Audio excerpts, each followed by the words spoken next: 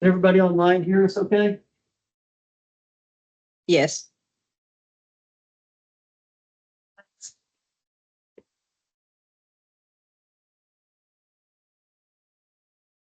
Okay. Recording's going, so we're good to start. We are good.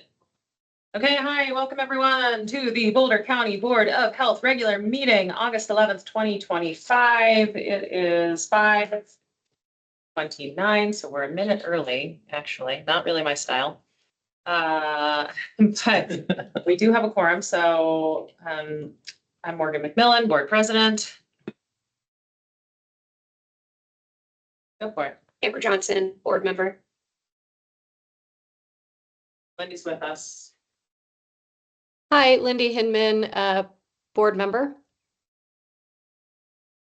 All right, and I think, is Brooke on here? Not yet. Okay, well, I'm gonna go ahead and make a motion here. So the Board of Health, let's see, I move for the Board of Health to enter an executive session pursuant to Colorado Revised Statute CRS 24-6-4024B to receive legal advice on specific legal questions regarding Boulder County Public Health's response, if any, to correspondence from Boulder County Employees Union to Boulder County Board of County Commissioners alleging unfair labor practices and violations of the Collective Bargaining by County Employees Act, COPCA, by Boulder County Public Health leadership. Second, please. I second. All in favor? Aye. Aye. Aye. Okay, great. So then we are now going to move into executive session and look forward to seeing you all back here at the end of that for the regular meeting.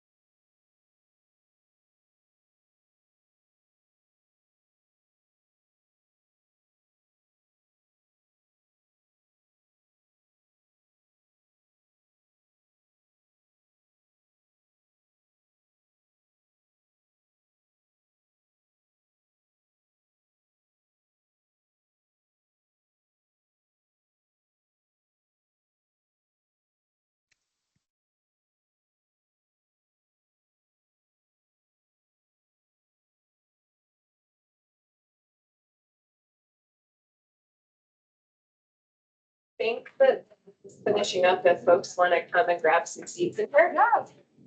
Come on in.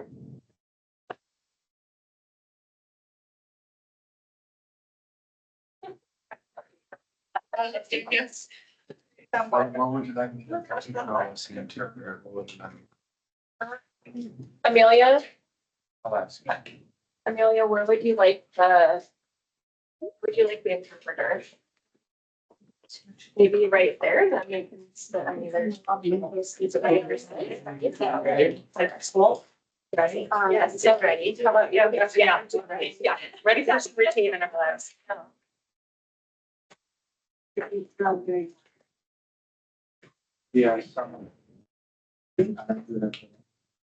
Yes. So.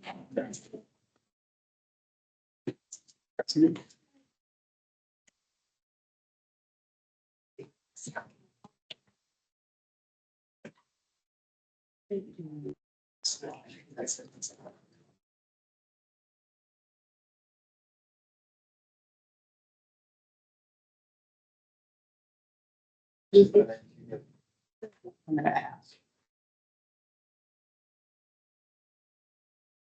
Okay. All right, well, back, we've got a little bit of more business to take care of, then we'll get to the recognition. Thanks, everybody, for hanging out.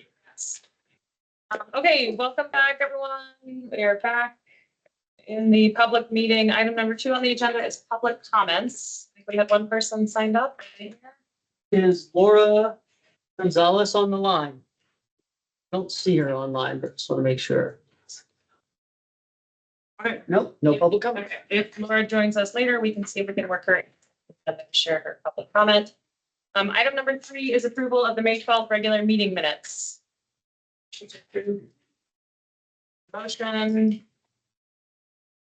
I get a second from one of my fellow board members. I second. Great, thank you. All in favor? Aye. Aye, great. And now we have recognition of healthy eating and active lifestyles. I thought it was living too, so I just. Okay. Want to make sure. Amelia, I think you're on. Oh, you're up. Come on down.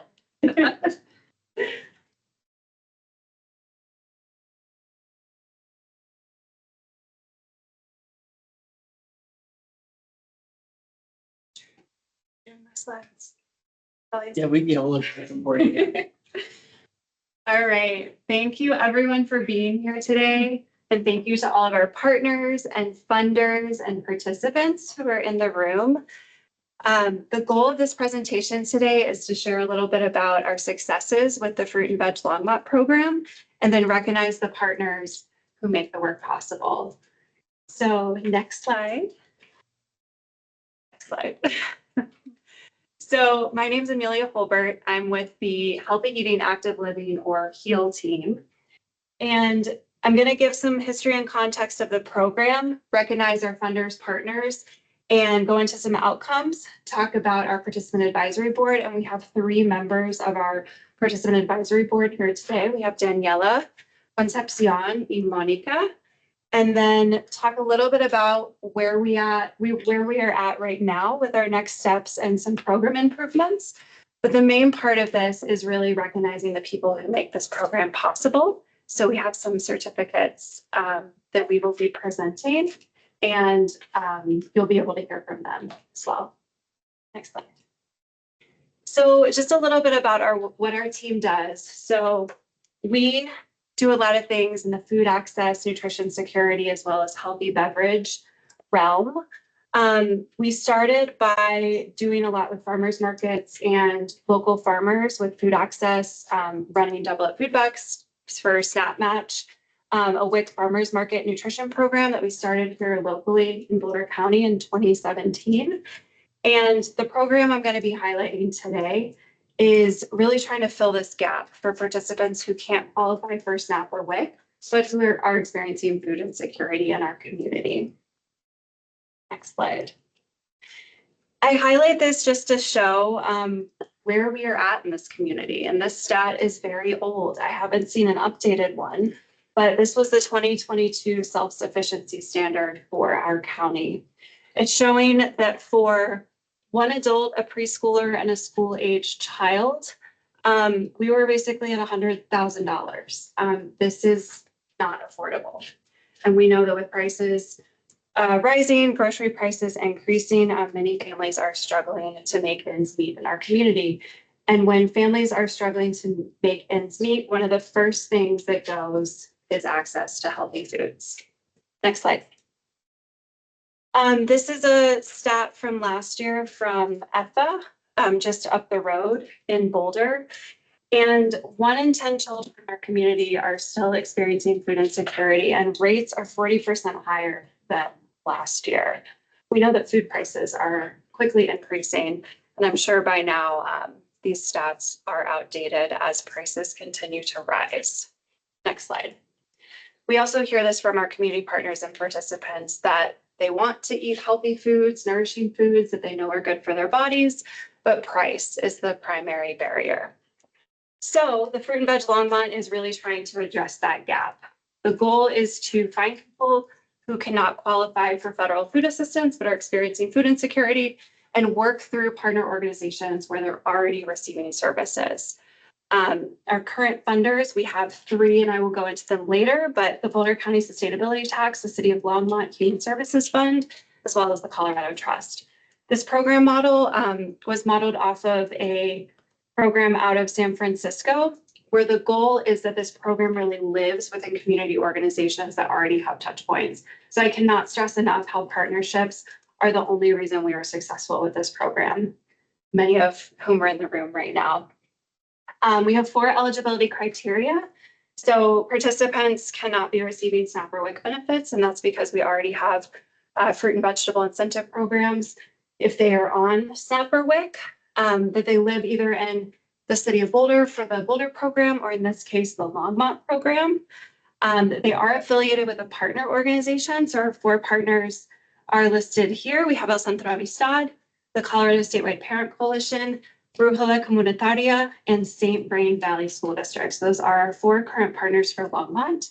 And they are really what makes these programs possible. They're helping find and identify families, enrolling them, and keeping up with our growing wait list of other families who want to join the program. Next slide. So just high level how it works, families are receiving paper fruit and veg coupons that in this case are valid for a quarter. So we have quarterly touch points with families. For Longmont specifically, it varies based on partner organizations, but essentially we spend 2 full days with Alberto, who's in the back of the room, at St. Vrain, and his co-lead Savannah. And we're there all day and families are cycling through. We're talking with them. We're learning what is still working about the program.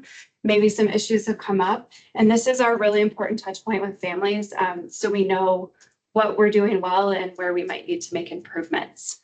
Berries for other partners. So Anna with El Centro Amistad and Caro with Brújula do their own distributions, sometimes at the Growing Gardens farm stands. And then Claudia usually sends her folks from Colorado Statewide Parent Coalition to us at the school district. So we're nimble and we're trying to meet the needs of our community partners. We do a lot of surveying, so we know at all times kind of where we are with outcomes like food insecurity, as well as diet consumption. And I will say that qualitative feedback that we hear, we go through it. Naomi on our team was recently sorting some themes for us, and we really do pay attention. And that really drives where we make changes. And now where the advisory board will help us make changes.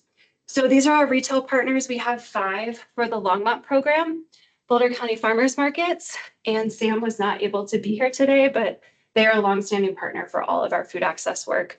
Olin Farms, Mark and Kenna, also not able to be here today, but they are a really important local farm we partner with.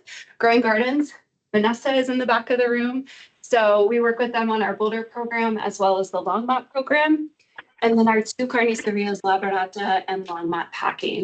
These help provide 7-day-a-week access, really critical for families who might not be able to make it to the farmer's market or Growing Gardens farm stand on a specific day.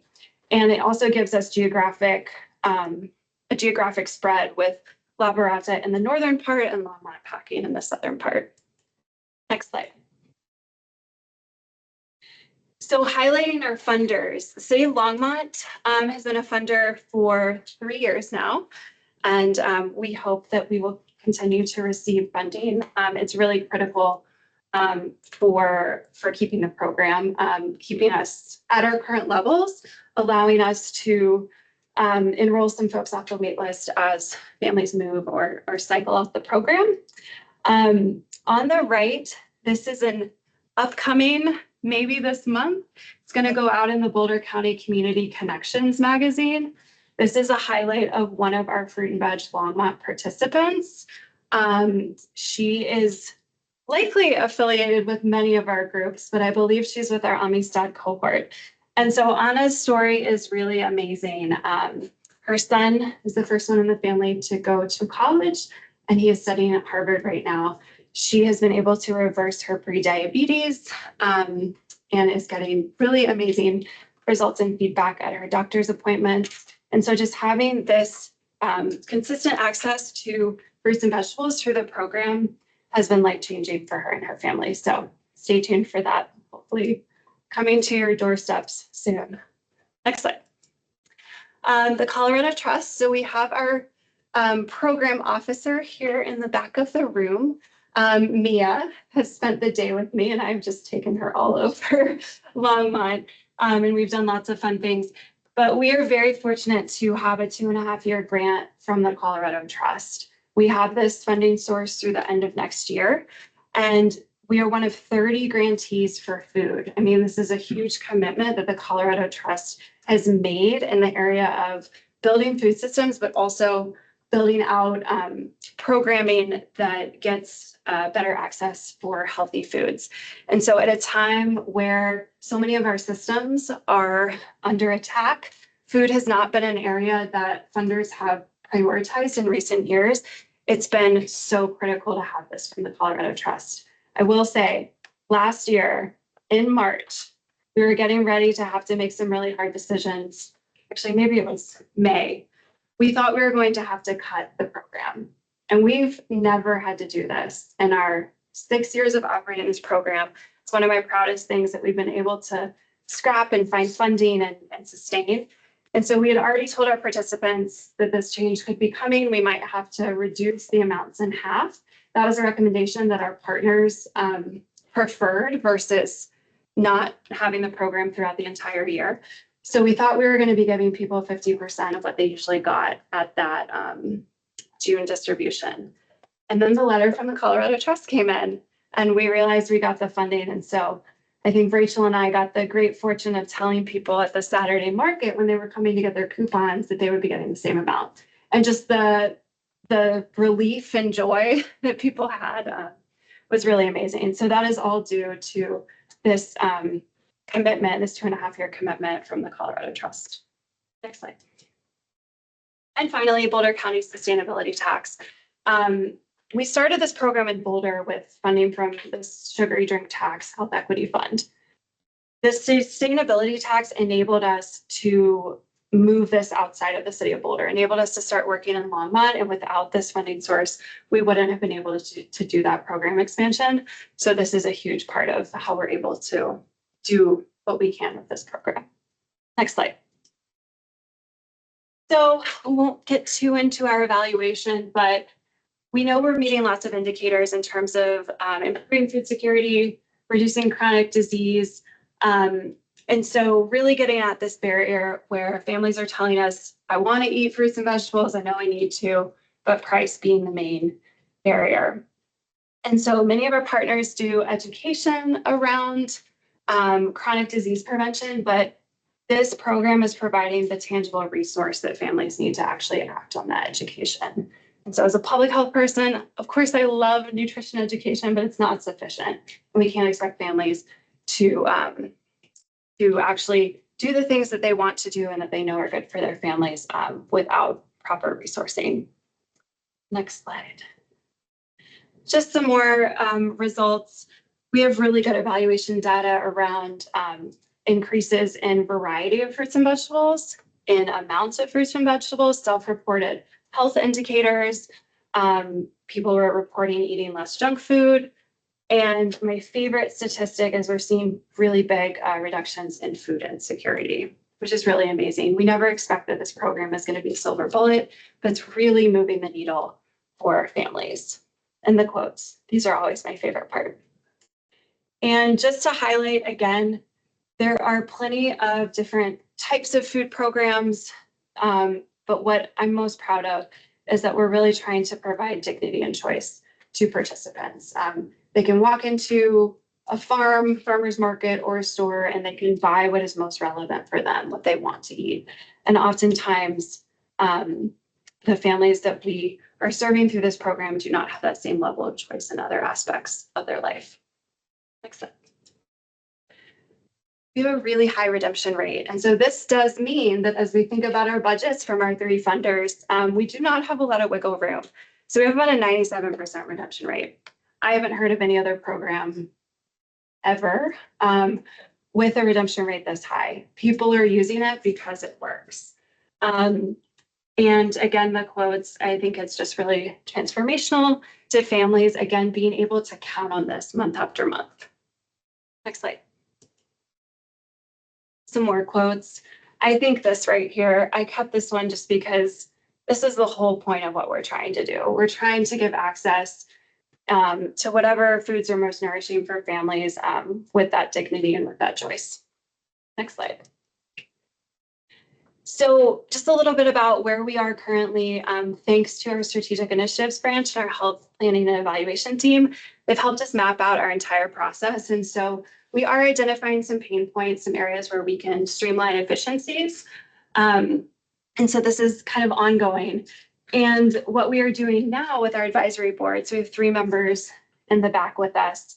They are helping us make some decisions about how we move forward with the program. So we have 8 members. They are all participants of the Fruit and Veg program, have been on the program for varying amounts of time. And we've met 2 times. We've met in June and July, and we're actually meeting again on Wednesday. And so they're helping us think through how can we continue to keep the parts of this program that work really well, but how can we serve more families? Maybe we switch things up in the winter or the summer. Maybe we reduce the amounts in the winter when there aren't farmers market or farm stand options. And then maybe in the summer, we provide CSA home delivery options or just the ability to go to other farm stands. So we don't want to make these decisions in rooms like this amongst our team. So our participants on the advisory board are helping make those decisions with us. And then if we change it up, what do we need to add? So recipes on how to use local produce, resources on seasonality and maybe budgeting and how to maximize getting seconds of peaches. One of our participants, Carla, today was talking about how she goes to a very specific produce vendor and gets a flat of seconds for peaches. And so how do we continue to improve access for families and make fruits and vegetables more a part of their normal life? Next slide. So that is all from me. I'm going to stop talking now. And I would love for the 3 participant advisory board members to join me. So Daniela and Concepcion y Monica. And I would love for you all to help me present our awards.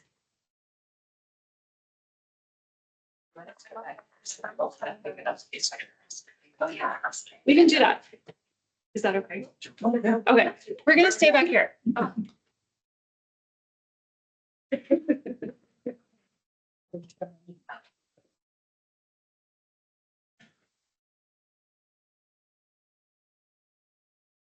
Okay, Daniela. So we're gonna have Daniela Concepcion y Monica just say a few words about the program impact. They're gonna speak in Spanish, and then we have David here who is going to translate. Hola, buenas tardes. Hello, everyone. Good evening. Mi nombre es Daniela Martínez. My name is Daniela Martinez.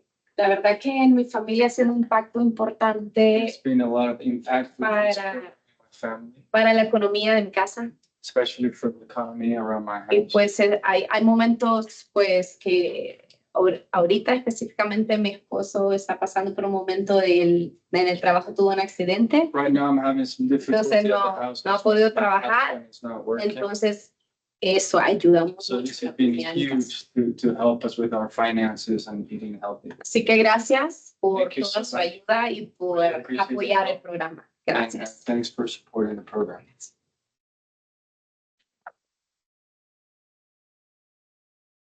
Buenas tardes, mi nombre es Concepción Cruz, soy una familia de 4. Good evening, I'm Concepcion. I'm a family of 4.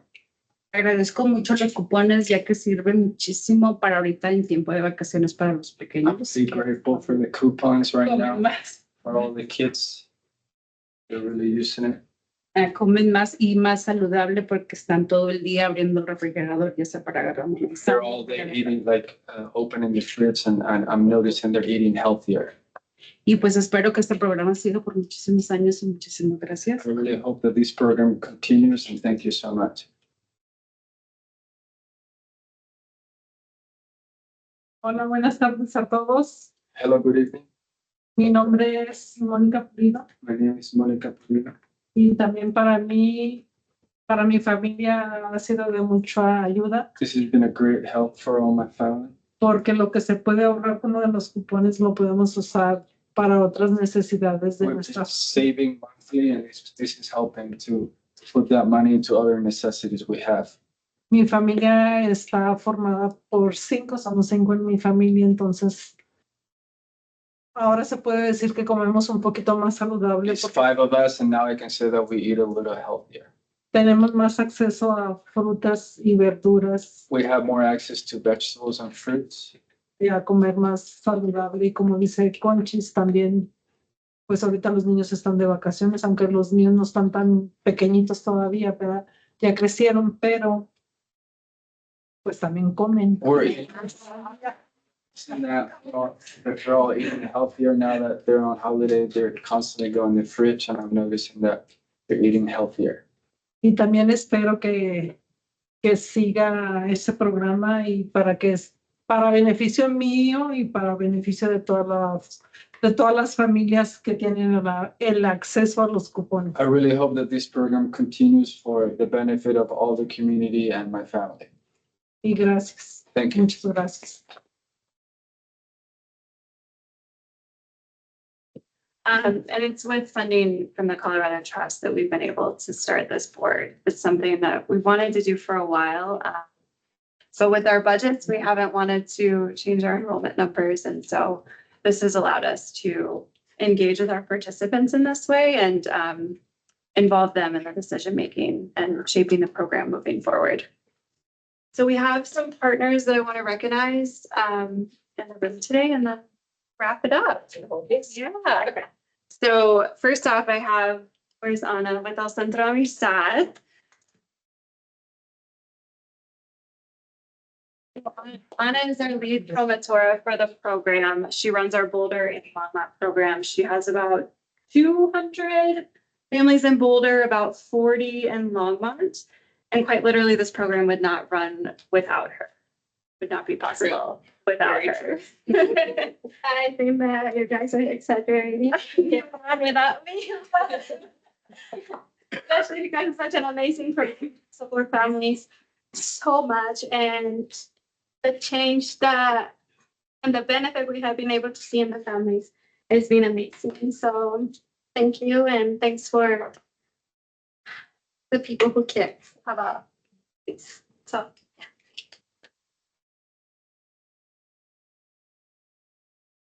Green Valley School District, we have Alberto Rodriguez Jimenez and Savannah Yemen, who's not here today. This is the largest partner for the Longmont program. Alberto and Savannah manage over 200 families that are all coming to your resource team. So you're helping them with lots of things, but you're helping get them enrolled with Fruit Veg Longmont. Yeah, so we are extremely blessed and excited to participate with you guys. We've seen the change, we've seen everything that families can serve because of you guys, so should be blessed. Thank you. Thank you. Hey, the Colorado Trust. What? You're leaving without me. Thank you. So Mia's here today and tomorrow on a site visit. So we were going all around Longmont today. I was showing her everything. We did a grocery store visit with a participant. And so truly, this has helped round out our programming, enabling us to, as I said, make the board and just make our program whole, at least through the end of next year. And so just gratitude to you all and the trust for investing in this area and being willing to see what we're doing here in Boulder County. Thank you so much. I will take this back to the org, and we applaud the work that you're doing in collaboration with incredible community partners. The Colorado Trust is a health equity foundation, and we're trying to invest in health disparities that impact Colorado.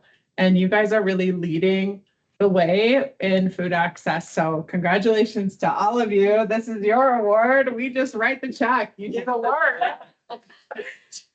All right, Colorado Statewide Parent Coalition, Claudia. So Claudia has cohorts for both our Boulder and our Longmont program. She does amazing work. Her families do amazing work. She knows everyone somehow across Boulder County. And it would not be possible without her. And I so appreciate your partnership for like 6 years now. Thank you. I wish I can bring some families in. That way you can hear all the exciters. I think all the partners here have a lot of stories from our participants and how grateful they are for this program. All right, we've got Vanessa with Growing Gardens.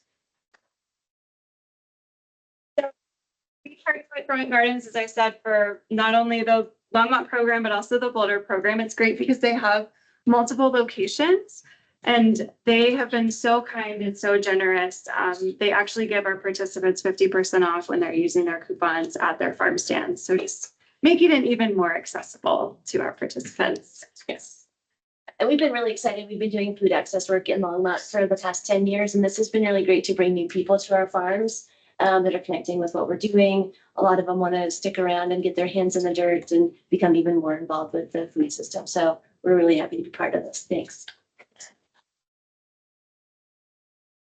Right. We have some other partners who were not able to join us, so we have their certificates in the lobby. But our last partner who's here is Brupala Comunitario, Cara.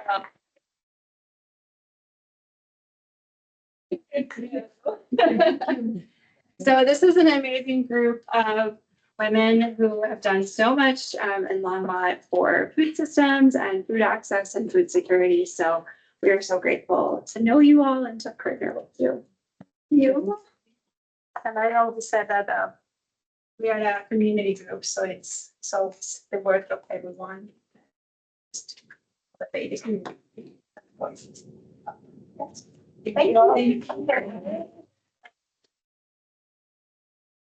Yeah.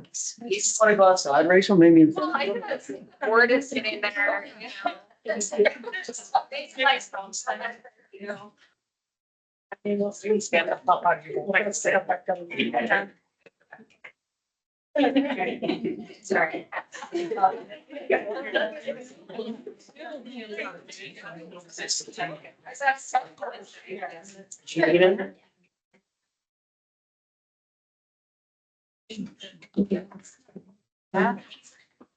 Maybe if we could just squeeze, get a little.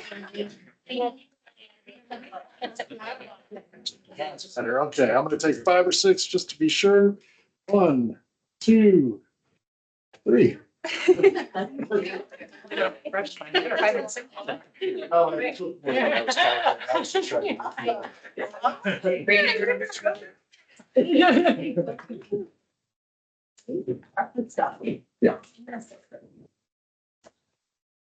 I mean, before you leave, just want to say thank you on behalf of the Board of Health. We so appreciate your leadership and your support. And it's really wonderful for you to join us tonight to share with us all of the good work that you're doing. So thank you. And for the advisory board members, maybe at some point you'll consider joining the Board of Health because we are always looking for more community health. So thank you very much.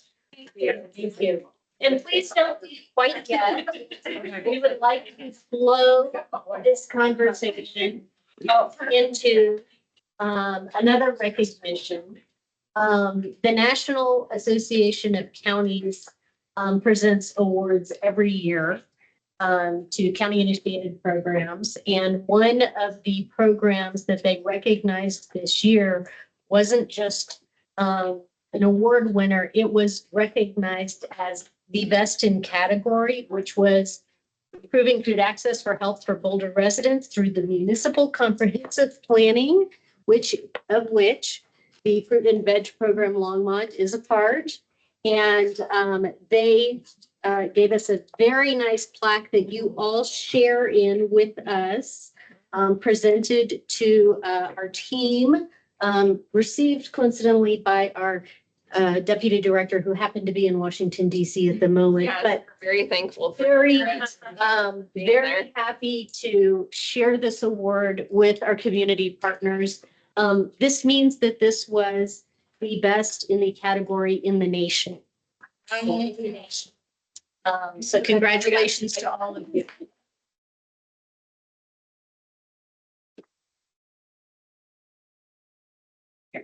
And our awesome.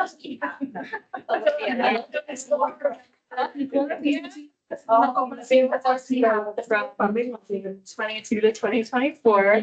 She really led this work.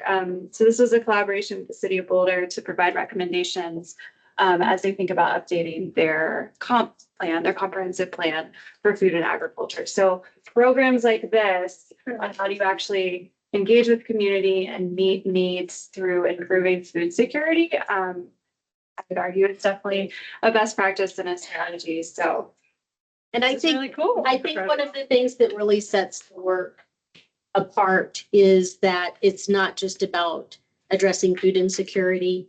It's really a systems approach to how do we look at all kinds of dynamics in our community to make sure that they're working together. So for instance, this is not just a food security program. It reinvests in local agriculture. The money is spent in our community and benefits our community and comes back to us. So it's really very holistic, and the community engagement demonstrated is amazing, and we couldn't be more proud to be partners with you all. Thank you.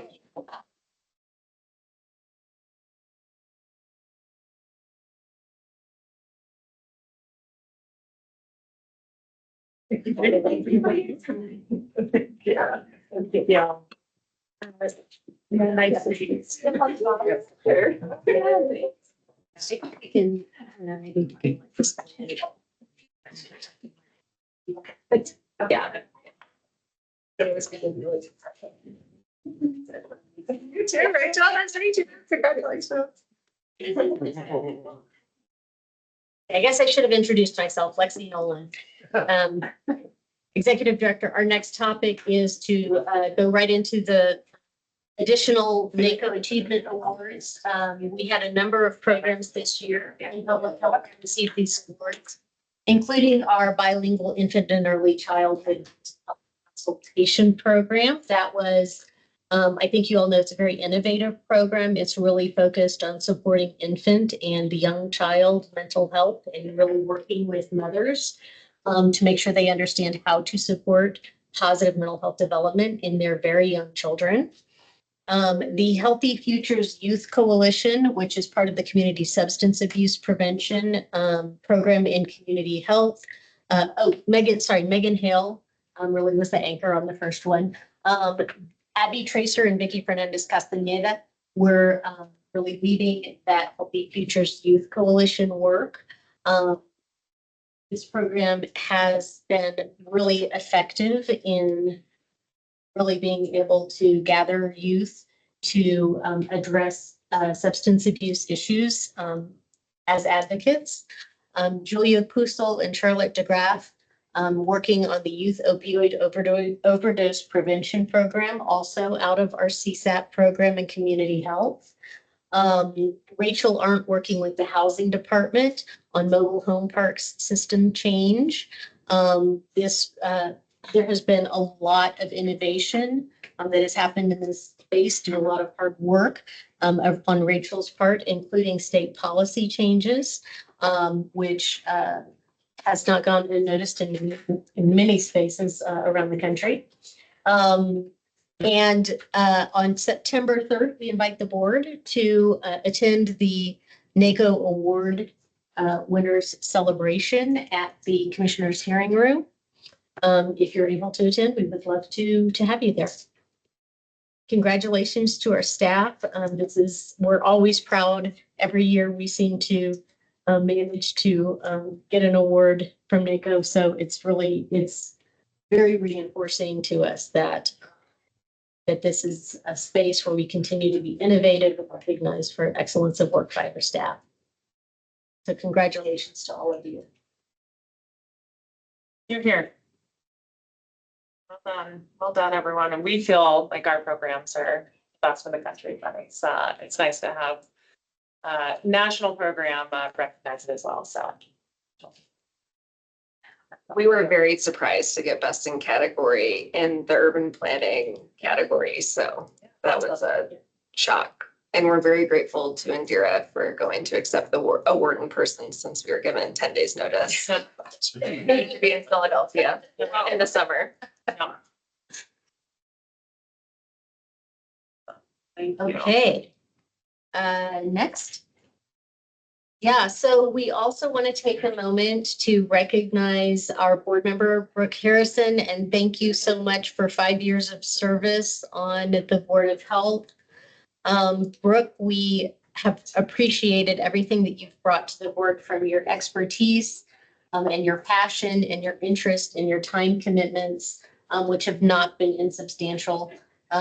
Really, just you have been an outstanding board member, and we really deeply appreciate the commitment that you've made to the county's public health, as well as to our agency. And we will miss you. I mean, I would love to. I don't think Brooke is still, unfortunately, I don't think she's still here. So Luckily, we're recording for it. the public record, I do want to add and then deliver to Brooke, hopefully sometime soon when we see her. But just really appreciate Brooke's leadership on this board. Brooke joined during the pandemic, in the early days of the pandemic. So I remember being very surprised at anyone who would voluntarily sign up for this role. Because it was not something that I think those of us who were already on the board envisioned was going to be part of our work. So it was actually maybe a year before I even met Brooke in person, after doing a lot of meetings with her, but really have appreciated her voice and her perspective, her thoughtfulness, her thoroughness on this board. Brooke is always very thorough and attention to detail, and brings up questions and thoughts that I did not see. So it's been really helpful to have her, and we're going to miss her on this board, and hope that she will keep in touch with Boulder County Public Health. So thank you, Brooke, and we look forward to celebrating you in person sometime soon.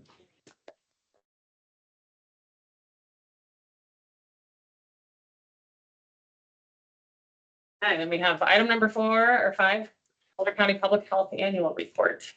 So the development of an annual report, this is the first time that we've developed an annual report in nobody can remember how long, literally. This was born out of a recognition that public health has to tell our story better. We really need mechanisms for helping the public to understand what it is that we do. Maybe sometimes understand what we don't do. Really to just be able to build trust, identify opportunities for collaboration with partners,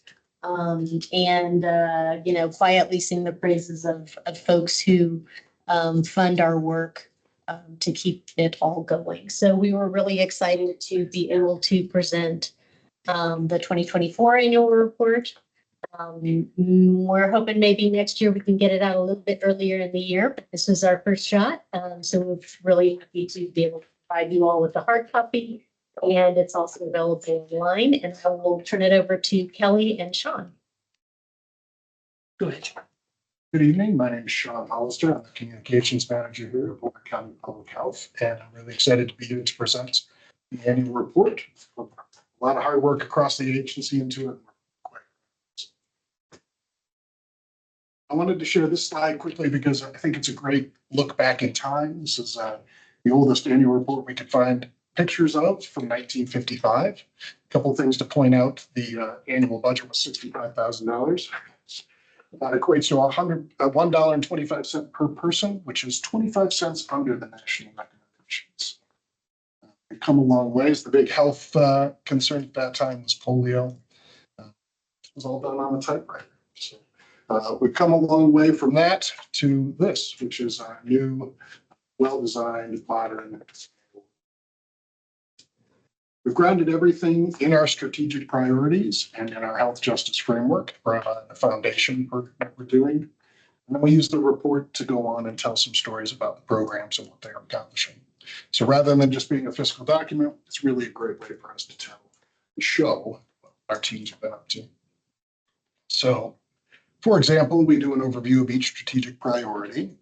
We go in depth on what that means and what that looks like, and then we take time to actually tell some stories about what our teams have accomplished. This story, for example, shows our emergency management team who responded to 12 emergencies in 2024, an increase from 2 in 2023. So really highlighting the amazing work they did. We also wanted to pull out quotes from key partners whenever possible because we do not work in isolation. We're a team. Support us. We want to bring them on.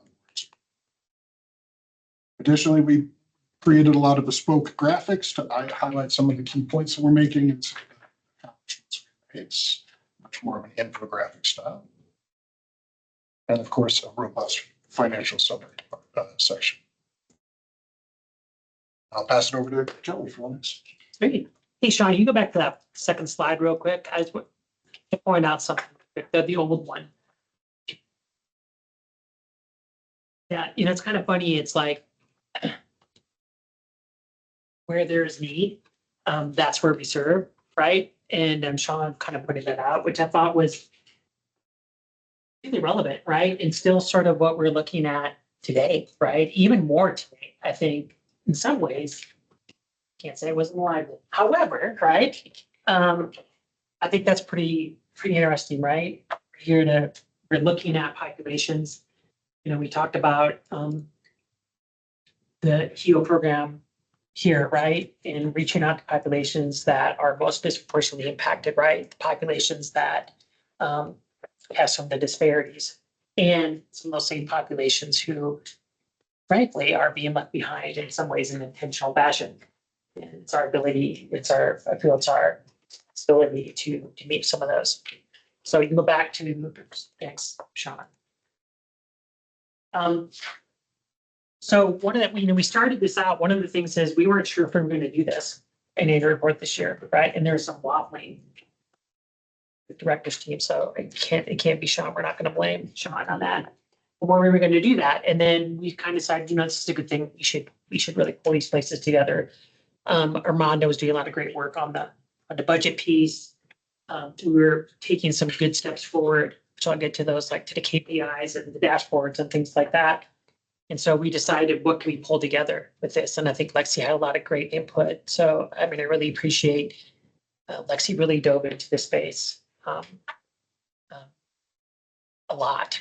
So she has her paw prints are on a lot of these spaces too, which I think is really good. But we need to tell our story better. And I think we need to tell our story better now, right? More than ever because of different cuts in the budget and different things like that. So this is a space, but it's part of a broader effort. We talk about these agency dashboards, our KPIs we worked on. We're looking at indicators for our strategic priorities. All these things are going to sort of roll up toward the end of this year. And so what we're going to try to do is to pull these spaces together. So there are multiple places where people can find information and what's needed, right? And we're also looking at different strategies, communication strategies out to the community to really highlight some of the things, not just to toot our horn, right? But to be able to let people know what sort of things are out there, right, that can make their lives healthier. Like Sean said, we could not find the last time a report was done. I will tell you, my first day here 7 years ago, I asked for the report and there wasn't one. So, I think this is a good step forward. And I think for next year, we are already starting to look at next year's. We feel that it's going to be, get it up earlier than this year. And I feel that it might be slightly different. It's our ability to roll these pieces up to be able to take people to our dashboards and things like that we built out. And so it might be a little more condensed into a little bit, from like a 30 to a little lesser number of pages, whatever. So it makes it a little bit more readable for folks and things like that sometimes. But I think this is a great snapshot. And even the length is good for somebody we haven't had for a long time. It's like, what do these guys do?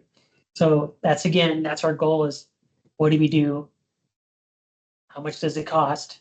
And what's the impact in our community of the work that we do? So I want to thank Sean and his team. Lexi really stepped up. Thank you, Lexi. Put a lot of effort into the space also.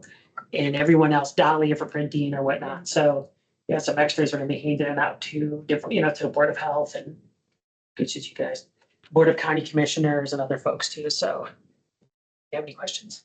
Thank you. Thanks for all the work that went into this. Tell me a little bit about who's the intended audience. You just mentioned us and the VOCC, and then what is the distribution plan? I guess, how are you reaching that intended audience? Yes, we have a limited number of printed copies available. Sending those to the commissioners and some other key stakeholders. But anybody can access it via the website. The link's right there in the presentation. So it's boco.org/BCPHE World War 24. You can download it. It's a web format. If anybody needs ADA accommodations, they can just submit a request and make that. Yeah, and I feel that we probably need to put together a plan in order to promote this a bit more, right? In order to get it out there. And so in the audience, I feel reality, right? The audience right now is really sort of you all, the Board of County Commissioners, community partners, things like that. But as we move forward, we want the community to pick up on these spaces, right? We want the community when we start looking at the dashboards, when we start looking at pulling our stories together on the website. A lot of times people come up and they just look for a certain thing. We want people to be interested in the pull these spaces. So, yeah. I mean, I guess that's what I appreciate you bringing that up, Kelly, because part of my question is like, I don't know, but I don't know who comes to our website unless they're looking for a job or, I just think that that's part of the nature of BCPH, or any public health department. So I'm thinking about how do we get pushing information out to intended audiences so that they know what services are available or what opportunities there are for partnerships. So that's what I guess I'm looking for a little more information on. Totally. No, that's a great question. We are sort of working in that space. I will say for our website, Sean, correct me. I believe we are the most accessed. One of the most widely social media accounts. Okay, great. Social media. You're right. Right. Different from the website. Yeah. But you're right. When people access information on our website, they don't come through the search engine. They come via Google. Specific information. So the website's chopped up in that way. I'm looking for food or I'm looking for this service. We do promote, so we have a way of creating these vanity URLs, which is a great way to drive people to a specific document. We can track that. We also can create QR codes and things like that, and then bolster that with social media and partner messages. Yeah, but we do. Go ahead, Lexi. No, I was just going to say, I would say also if the document serves as, it's useful for us internally too, because it is one of the first articulations of all of our work represented in one place. So it's 10 priorities, 6 of them are strategic priorities, and then an additional 4 agency priorities. And so every one of our programs fits nicely into one of those priorities. So it's a nice way for us to also think about organizing our work. And how do we represent it when there is a topical conversation and make sure that we are coordinating in that space. So I think that we'll also be using it going forward to, more, as a source material, right? For talking to different audiences about specific issues. Yeah, I think there's gonna be some like, maybe some potential work with even programs like how do you use this better? But I also feel, a couple things. One is that this was a bit of a lift because we never done anything, right? But the idea is once we get some of the other pieces built into this, we don't even have to go to programs. We'll pull them off. We'll pull our information off these dashboards and our KPIs and things like that. But we are looking at, and it's a delicate balance of how do you promote public health in the right way with the environment we're in and that sort of thing like that. So we're working on a plan for that actually a little bit now. If you go be interested, you're always welcome to participate. But we're, there's just, it's a tricky environment. How we do that. Yeah. I mean, because I think it's so important to tell the story of public health in ways that are tangible for people in their daily lives. And so I'm just thinking about how does something like this translate into helping people understand and getting that out into the community. So I agree with you, like we want to be part of the conversation and the narrative around how people see public health and how they see it impacting their lives. And so thinking about how do we take a document that's very rich, and has a lot of information in it and break it down to help people understand the story of public health. Totally. Yeah, thank you. This is fantastic. I mean, I think this is a tool for us too. I mean, you guys are always educating us on like what you're doing and how you're doing it so well. And so to have this as a reference document, right? Like a source of material, I think it's super helpful.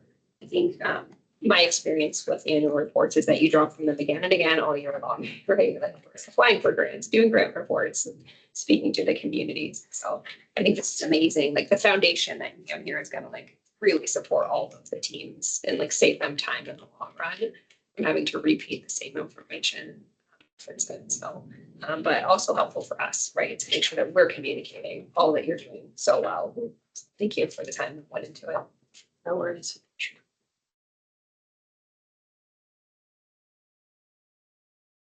Thank you.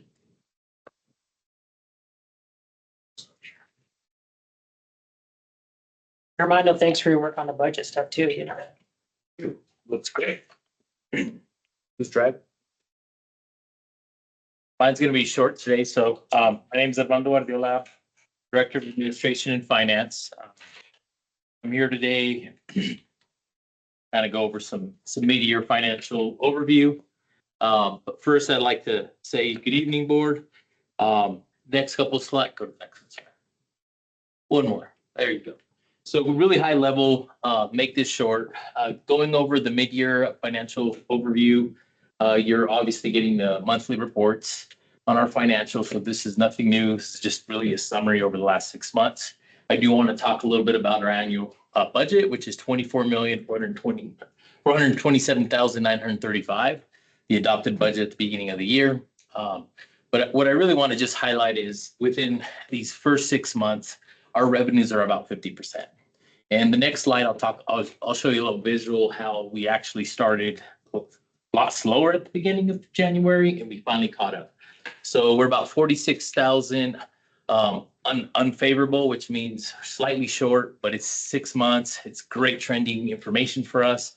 And some of the levers that we pulled to be able to accomplish this, and we'll continue looking at this. And the second one is the expenditures. With the expenditures, obviously, we're at 11,548,370, 47% of our budget. That's within 2% or 3%, sorry. Even though it's favorable, I'm really looking at that with a lot of these new changes with PBB implementation, some of the cost controls that we're actually doing. We're hoping to see if we can actually make that more favorable towards the end, just because I'm looking at the next 3 years, as we've talked before. Next week, we'll go into a little bit more detail, but right now we're going to be very conservative and say within our budget, just knowing that the financial environment that we're in, it's very unpredictable. And so I want to make sure that we do have these emergency funds available. Go to the next one. And they click, oh, there it goes. So as you can see, when it started, it was right here. It literally was at the beginning. We were way behind. Go back if you want to hit that again. You could see where it started from, or go back. Sorry. And so January started, at first month was really what I looked at. If you recall in your reports, I was always saying it's a timing issue. We were kind of looking at that. And then we got hit towards the end of January. So we should have been about 2 million in January. If it was a straight line, it's not always a straight line, but we were only at 823. So really worried. February came, we did the same thing. So go ahead and click on it and you'll see how it just caught up. So to me, we did, like I said, we pulled some leverages. We started drawing down on our grants. Now we're starting to look at, most of the grants are coming in. We'll talk about next week about some of the reductions for next year's that we're really seeing. But for this year, we anticipate we'll be on budget within the revenue, which I really need the revenue to come in on budget. Next one.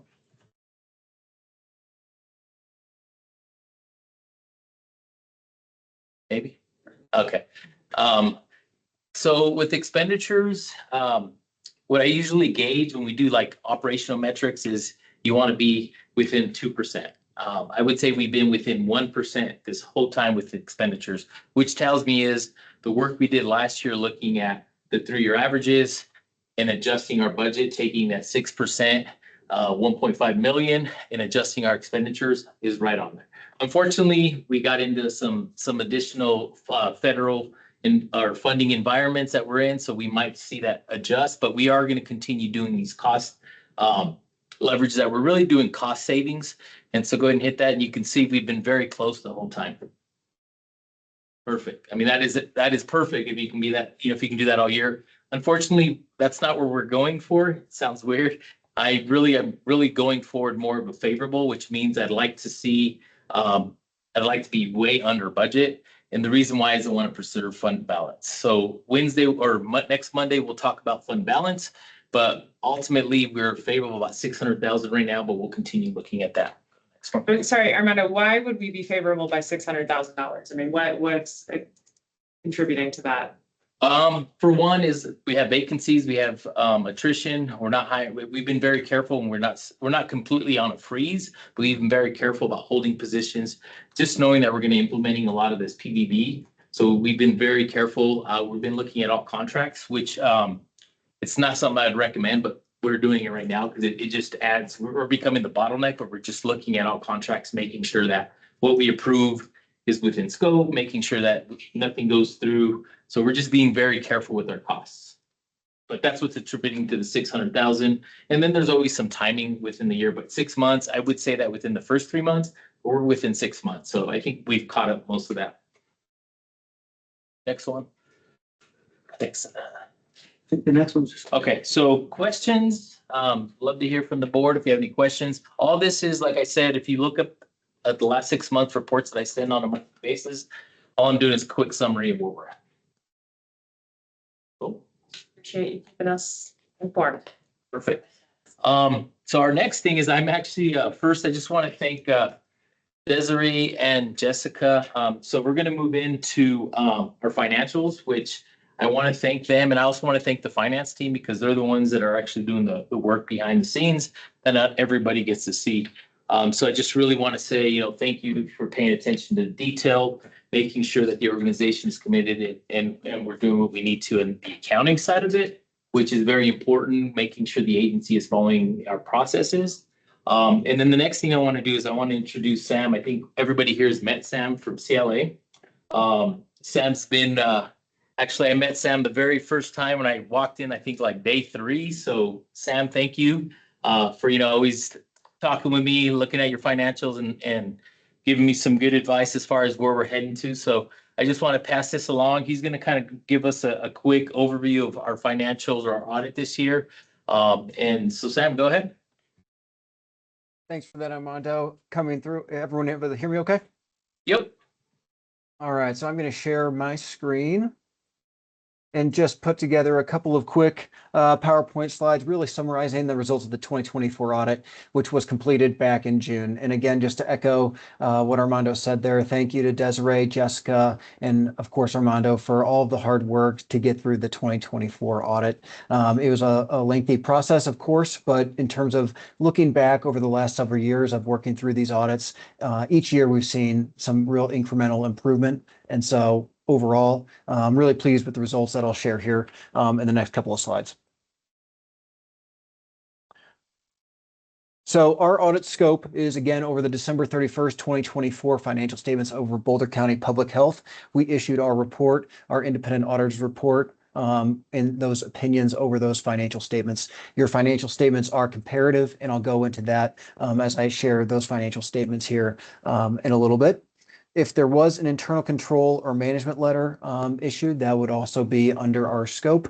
If any significant deficiencies or material weaknesses, other recommendations were to arise, those would come up into a letter such as that. We also issued a required governance communication letter, really summarizing the significant items as it pertained to our audit scope, changes in accounting policies, things of that nature, and I'll touch on that here in a coming slide. And finally, at the end of the financial statements is the compliance section, which covers the report on internal control over financial reporting. So with that, I'll go to the next slide in terms of the summary.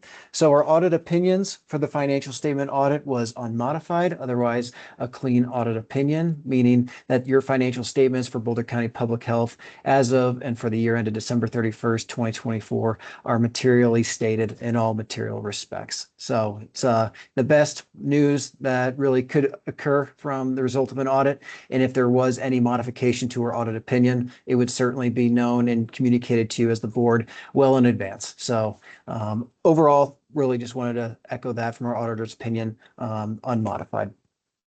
The other piece at the result of the compliance section is on that report on internal control. So in terms of our audit scope with Yellow Book and government auditing standards, if there were any material weaknesses or significant deficiencies that were to arise, those would have to be formally communicated at the end of that compliance section in terms of that report.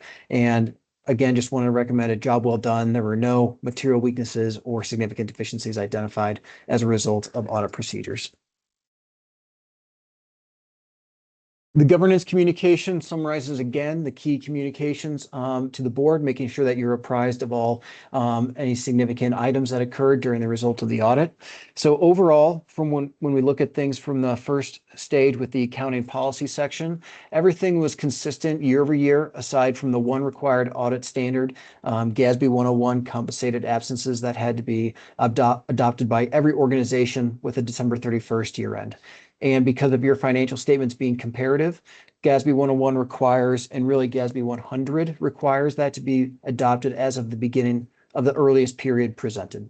So that's where I'll show you in the financial statements here after I'm done with this slide, just how that impacts and flows throughout your financial statements. That did also result in an emphasis of matter paragraph in the auditor's report, and I'll share that as well.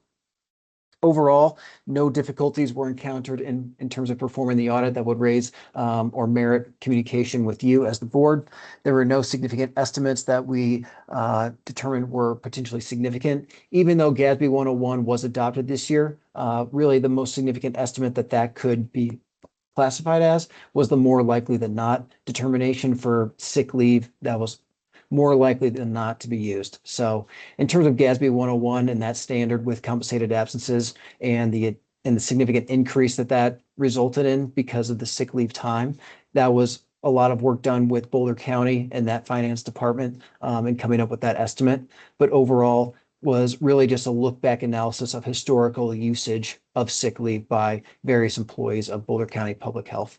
So wasn't determined to be communicated as a significant management estimate, but just wanted to provide some context there of what that compensated absence liability increased because of. And the other comments, there were no uncorrected or past misstatements, and the only corrected misstatement we made was an immaterial $36,000 adjustment to the P&L. So in terms of, historically, from an audit adjustments perspective, from what we got from your original trial balance, was very clean, and that was the only adjustment or considered past adjustment we had to document and correct by management. So really a job well done. So now as I share my screen now for the financial statements, I just wanted to switch gears to go into a little bit of detail here on our auditor's report. And again, this is where you would look at page 3 of this 70-page document, where we would go into our first part over the opinion. This is just where it reflects our unmodified audit opinion over the financial statements. The GASB 101 adoption resulted in an emphasis of matter paragraph this year. So really all this does is call out that there was a restatement of beginning net position as a result of adopting this standard. If it was, and because of that, we call out that it had no impact on an auditor's opinion.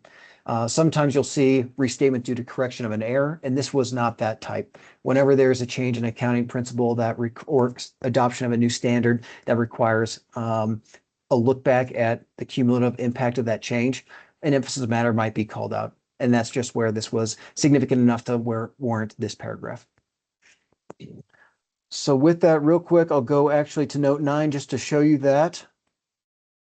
And that is at the bottom. Let's see here. Got my page numbers mixed up here. There we go, 49. So in note 9 of financial statements, this is where we explain the restatement of that beginning net position. Again, with the comparative financial statements, we went all the way back to December 31st, 2022, or the beginning of the year for 2023. So as of January 1st, 2023, that's where the beginning net position was restated for an additional $612,000. And where the $612,000 comes into play is in note 4. And I believe that's around page... Nope, I forget how big the pension footnotes are. So if you wanted to see where the compensated absences come into play in the notes of the financial statements, note 4 over long-term obligations presents those comparative notes. So if you were to take a look at last year's issued financial statements, that would have had 2023 and 2022 financial statements, you would note that this beginning balance number, or I should say the ending balance as of December 31st, 2023, was about $600,000 less. And so that's where it all flows into play. And this 1.9 million now reflected the updated beginning balance for 2024. And if I go back to the very beginning of the basic financial statements with the statement of net position, the compensated absence liability is reflected within the due within 1 year and due in 1 year, due in more than 1 year amounts. Again, 2024 is shown as is, with 2023 being restated.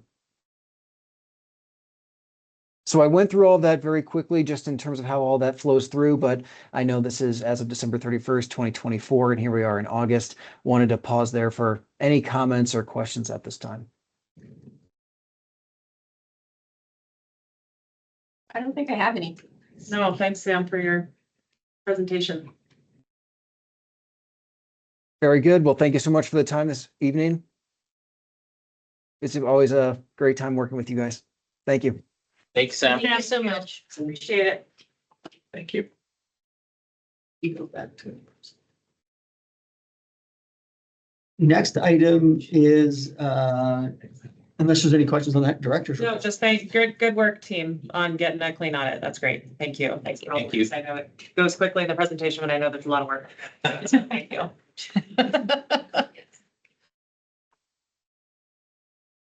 Okay. Okay, Director's report. Yeah, so I'm gonna make it quick because I know you've got more to do this evening. Just wanted to do a quick review because you've had 2 directors' reports. We combined June and July, and now we have August. Just a few things I'd like to lift up. In terms of communicable disease, in terms of measles, we've had 2 responses in Boulder County. The team has handled it really well. Are not seeing any kind of snowballing effect or expansion. COVID does seem to be picking up right now, as we know it always will in the fall.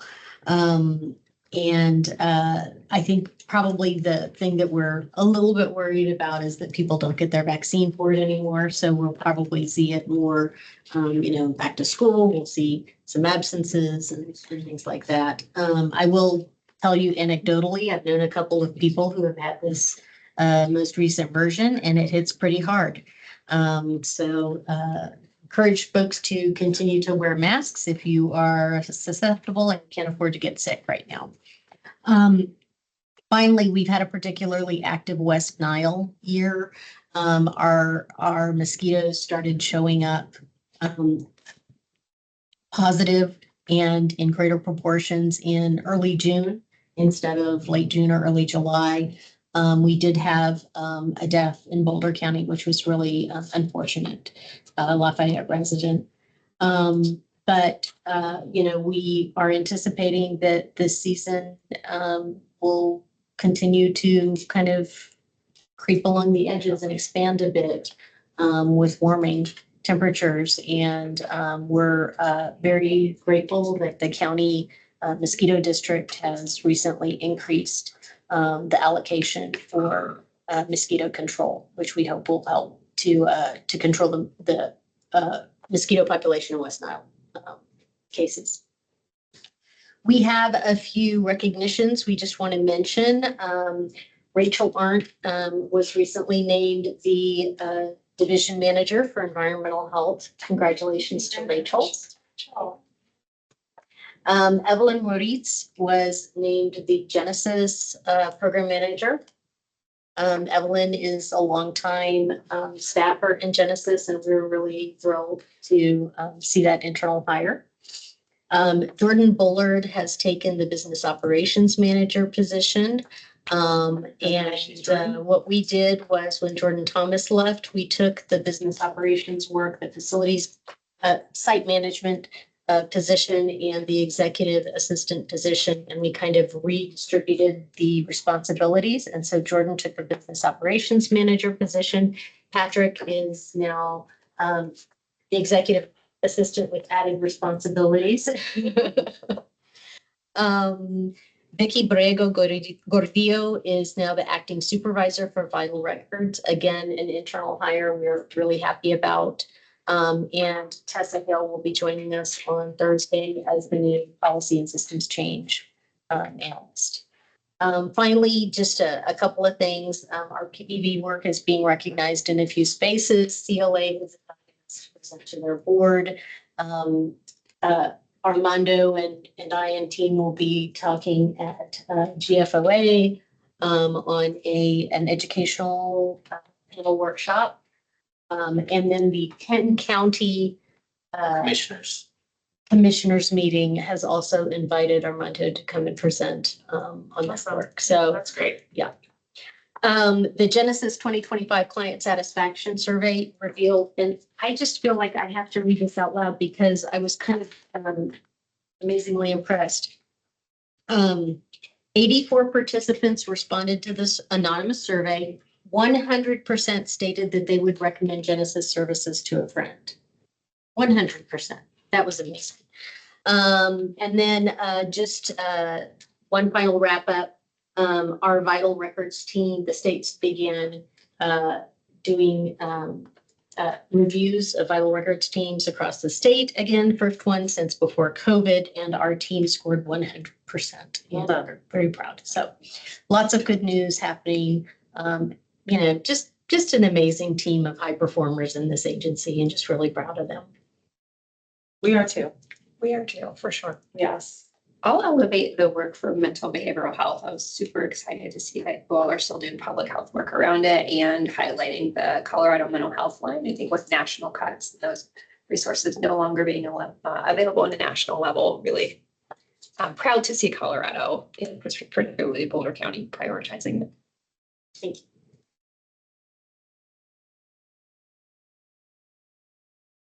There are no other questions about the director's report. Then I think we will move to, do I adjourn? No, old and business. Oh, sorry, old and new. Old and new, anything? No old and new. Okay. Okay. So we don't adjourn. We go into a second. It's a long night, everyone. Okay. and then we'll adjourn and Okay, great.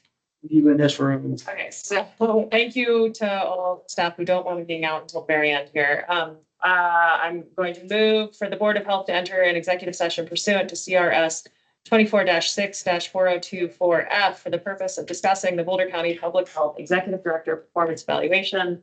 Lexi, do you want your review closed or open to the public? Closed. Great, okay, thank you. And I need a motion I moved. I need a second. Second. Okay, all in favor? Aye. Aye. Great, thank you. There's our third board member still here. Okay, then we are gonna move into executive session. Thank you all. Thank you. Good to see you guys. Yes, thank you. You can also adjourn that regular meeting now. I can. Yeah. Okay, great. So I will adjourn the regular meeting. Thank you, everyone. All a good night. Good night. Practice. No, they're gonna stay in here, so. These chairs. So they can be like something. Yeah, thanks. And that's, yeah, thanks you too. Are we- I'll do this week or is that next week?